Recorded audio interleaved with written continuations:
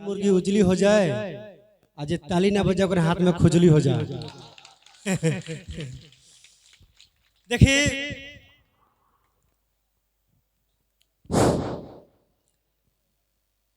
इस सब कुछ देख के मन तो एकदम गदगद हो गई कि बहुत अच्छा पहल बा। एकरा की जितना प्रशंसा कही जाओ बहुत कम बा। तो आई जा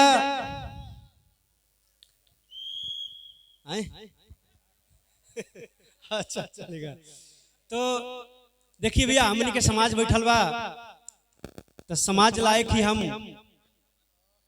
एक ठो आपके सामने गीत प्रस्तुत करते हैं।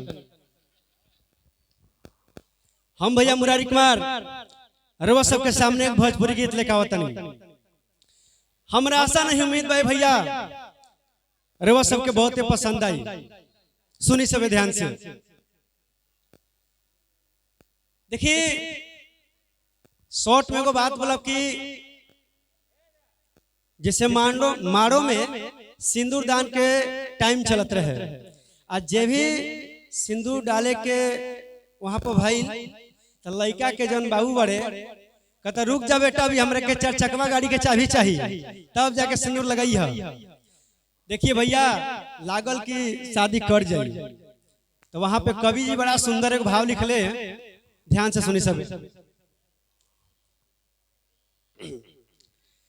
आदमी की सतवला का फायदा दिल पे पोथर चलवला का फायदा निही अंगना छवाई अभी ऐसन उठवला का फायदा।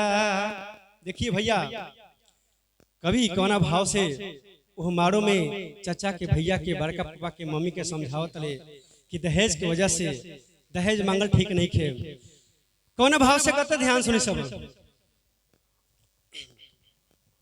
हेलो सुनेगा। सुनो हो चाचा सुनो हो भैया सुनो हो चाचा सुनो हो भैया मांग मत दहेज हो तिलक खातिर बाबूजी के खड़ा मत करेज हो। बाबूजी गरीब बड़े मांग मत दहेज हो। सुनो हो चाचा सुनो हो भैया सुनो हो चाचा सुनो हो भैया मांग मत दहेज हो तिलक खातिर बाबूजी के खड़ा मत करेज हो। बाबूजी गरीब बड़े मांग मत दहेज हो। देखिए भैया हमनी के समाज में ऐसा बा कि जब पता चलेला कि लड़का भइल बा तब खुशी के ढोल नगाड़ा बजेला, लेकिन जब उहे पता चलेला कि लड़की भइल बिया दुख के पहाड़ हो जाला। तो अगला कवि कौन भाव से कहते हैं। पापा जी का पुजाले सुनते जनामावा मई कहस फूट गईली हमारो करामावा। पापा जी का पुजाले सुनते जनामावा माई कहसी फूट गईली हमारो करामावा। सुना हो दादा सुना हो भैया करत परहेज हो तिलक खातिर बाबूजी के खड़ा मत करेज हो।